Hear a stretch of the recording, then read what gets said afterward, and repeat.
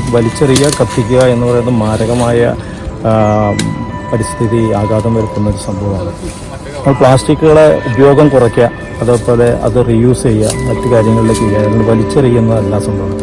മലയാളികൾക്ക് പൊതുവേ ഒരു സമ്പ്രദായമുള്ളത് എന്ത് കിട്ടിയാലും ആവശ്യം കഴിഞ്ഞാൽ വലിച്ചെറിയുന്നൊരു സ്വഭാവം.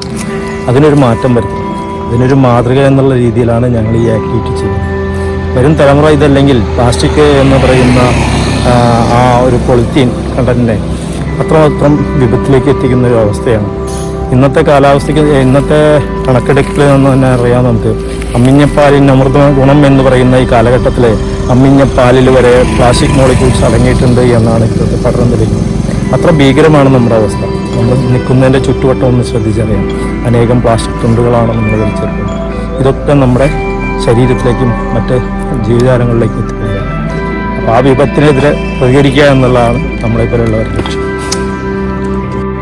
തൃശ്ശൂർ ജില്ലാ കമ്മിറ്റി വളരെയധികം എഫേർട്ട് എടുത്തുകൊണ്ടാണ് ഈ ഒരു ക്യാമ്പ് സെറ്റ് ചെയ്തിട്ടുള്ളത്.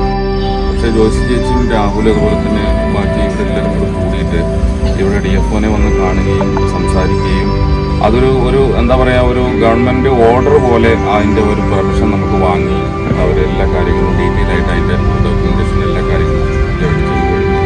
അപ്പോൾ ഈ മനുഷ്യ വന്യജീവി സംഘർഷം ലഘൂകരിക്കുന്നതിന് വേണ്ടിയിട്ട് നമ്മളെ കൊണ്ട് എന്തെല്ലാം ചെയ്യാൻ പറ്റുമെന്നാണ് ഗ്രാഫ് ഇപ്പോൾ നിലവിൽ നമ്മൾ ചെയ്തുകൊണ്ടിരിക്കുന്ന കുറേ കാര്യങ്ങൾ അതുമായി ബന്ധപ്പെട്ടുണ്ടാകും. റോഡിന്റെ സൈഡിൽ നമ്മൾ കഴിവതും കുറച്ചിട്ട് കാട്ടിനകത്താണ് നമ്മൾ പ്രോഗ്രാമുകൾ ഏറ്റവും കൂടുതൽ ചെയ്യാറ്. വെയിൽ ചൂടായി വരികയാണ്, നമുക്ക് പതുക്കെ നമ്മളെ വർക്കിലേക്ക് ഇറങ്ങി നമുക്ക് വടം കെട്ടിയിട്ട് ടയർ കെട്ടിയിട്ട് നമുക്ക് അതിനെ ഇറങ്ങിയിട്ട് എടുക്കാം. അതെല്ലാവരും അവരവരുടെ സേഫ്റ്റി നോക്കിയിട്ട് വർക്ക് ചെയ്യാം. Okay, thank you. നീ കയറെ പിടിക്കും, കമ്പെ പിടിക്കാൻ കയറെ പിടിക്കും, നീ കമ്പെ പിടിക്കും. എന്തേലും ആഗ്രഹമല്ലേ അങ്ങോട്ട് നീ കയറെ പിടിക്കാൻ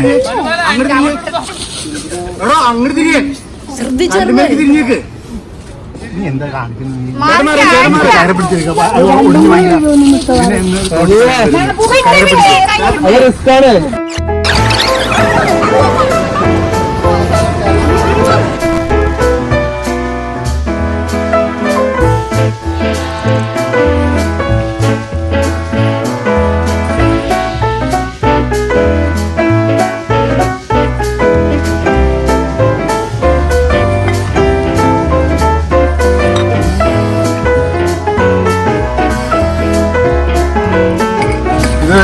നമ്മളെ ഒരു സംസ്കാരത്തിന്റെ ഭാഗമാണ്.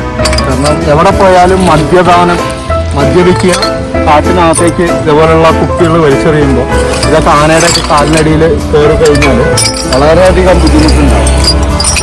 അപ്പോൾ ഇതാണ് നമ്മളെ സംസ്കാരത്തിന്റെ ഒരു ഭാഗമാണ്.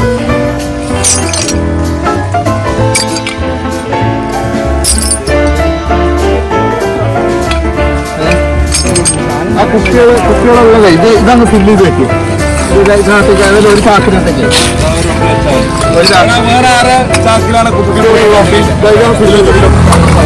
അതാണ് ഫില്ലാക്കിയാൽ മതി. നിങ്ങളൊരു മനുഷ്യ സ്നേഹിയാണോ, അതിനേക്കാൾ ഒരു പ്രകൃതി സ്നേഹിയാണോ എങ്കിലൊരു ലൈക്ക് അടിച്ച് വീഡിയോ ഫുൾ കാണുക. നിങ്ങൾക്കും ഇത്തരം പ്രവൃത്തികളിൽ പങ്കെടുക്കാൻ താല്പര്യമുണ്ടെങ്കിൽ തീർച്ചയായിട്ടും വീഡിയോ കണ്ടതിന് ശേഷം കമൻ്റ് ഇടുക. കേരളത്തിലെ തന്നെ പേരുകേട്ടൊരു വാട്ടർഫാളാണ് തൃശ്ശൂരിലെ ആതിരപ്പള്ളി വാട്ടർഫാൾ. അതിൻ്റെ പരിസര പ്രദേശത്തു നിന്നായി ഞങ്ങൾ 64 ചാക്കിലാണ് പ്ലാസ്റ്റിക്കുകൾ പെറുക്കി ശേഖരിച്ചത്. നിങ്ങളുടെ പരിസരത്തും ഇതുപോലെ പ്ലാസ്റ്റിക് ഉണ്ടെങ്കിൽ പെറുക്കിയെടുക്കാൻ ഞങ്ങൾ റെഡി. തീർച്ചയായിട്ടും നിങ്ങൾ കമന്റ് ചെയ്യുക. എല്ലാ പ്രകൃതി സ്നേഹികൾക്കും നമസ്കാരം. എല്ലാവരും കൈ താഴ്ത്തുക. കാരണം പ്രതിജ്ഞ എന്ന് പറയുമ്പോൾ സ്വാഭാവികമായിട്ട് കൈ നീട്ടുന്ന സമ്പ്രദായമാണ് നമ്മൾ ശീലിക്കുന്നത്. അത് അഗ്നിയെ സാക്ഷിയാക്കി ചെയ്യുന്നൊരു പ്രതിജ്ഞയാണ്.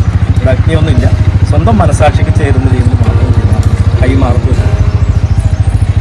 നാം അധിവസിക്കുന്ന ഹരിതാപമായ ഈ പുണ്യഭൂമി അനേകം തലമുറകളിലൂടെ കൈമാറിക്കിട്ടിയതാണെന്നും ഇനിയും അനേകം തലമുറകളിലേക്ക് കൈമാറേണ്ടതാണെന്നും ഞാൻ തിരിച്ചറിയുന്നു.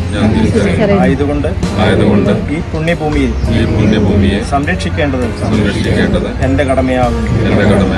ഈ കടമ നിറവേറ്റുവാൻ ജീവിതാവസാനം വരെ പ്രയത്നിക്കുമെന്ന് ഞാൻ പ്രതിജ്ഞ ചെയ്യുന്നു. സത്യം സത്യം സത്യം. പ്ലാസ്റ്റിക് ക്ലീനിങ് നമ്മൾ ഇന്ന് കുറച്ചു നേരം ഈ പ്ലാസ്റ്റിക് ക്ലീനിങ് കാര്യങ്ങളായിട്ട് ചെയ്ത് കഴിഞ്ഞിട്ട് നമുക്ക് പറ്റുകയാണെങ്കിൽ മറ്റെന്തെങ്കിലും ആക്ടിവിറ്റീസും കൂടി ചെയ്യണം അല്ലെങ്കിൽ ചെയ്യാനുണ്ടാവുമോ എന്ന് ഇങ്ങോട്ട് ചോദിക്കുന്ന ആളുകളാണ് ഗ്രാഫിന്റെ മെമ്പേഴ്സ്. അംഗങ്ങൾക്കും തൃശ്ശൂർ ജില്ലാ ടീമിൻ്റെ പേരിൽ സ്വാഗതം പറയുകയാണ്. നമ്മുടെ ഈ ക്യാമ്പ് നല്ല രീതിയിൽ രണ്ട് ദിവസം ഇല്ല, ഇന്നും നാളെ രാവിലത്തോടുകൂടി നമ്മുടെ പ്രോഗ്രാം തീരുകയാണ്.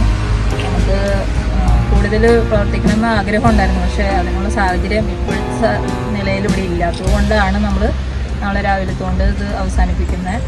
അപ്പോൾ വന്നു ചേർന്ന എല്ലാവർക്കും, ഇനി വന്നുകൊണ്ടിരിക്കുന്ന എല്ലാവർക്കും ഈ ഗ്രൂപ്പിലേക്ക് സ്വാഗതം ചെയ്യും. നമസ്കാരം.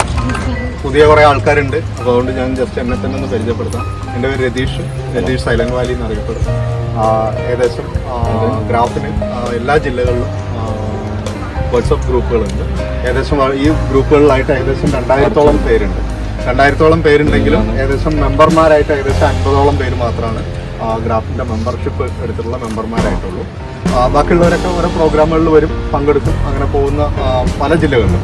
ഇപ്പോൾ നമുക്കിനിപ്പോൾ കുറേ ജില്ലകളിൽ പെൻഡിങ് ഉണ്ട്, പ്രോഗ്രാമുകളൊക്കെ പെൻഡിങ് ഉണ്ട്. കാടും കാട്ടാറുമുണ്ടെങ്കിലേ നാടുള്ളൂ. നിങ്ങളൊരു പ്രകൃതി സ്നേഹിയാണെങ്കിൽ തീർച്ചയായിട്ടും നിങ്ങൾക്ക് ഗ്രാഫിലേക്ക് കടന്നു വരാം.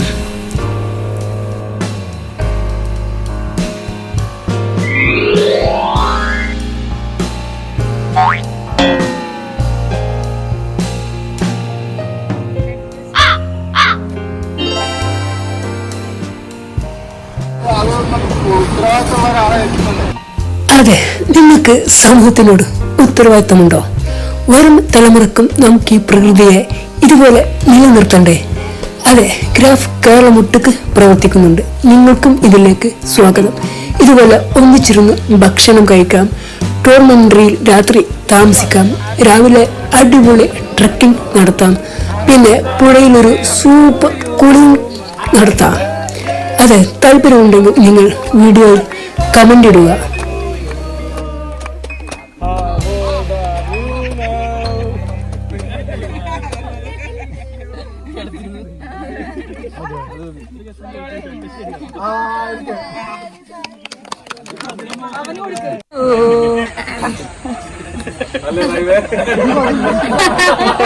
ആരാണ് സൗഹൃദം ഇഷ്ടപ്പെടാത്തവർ?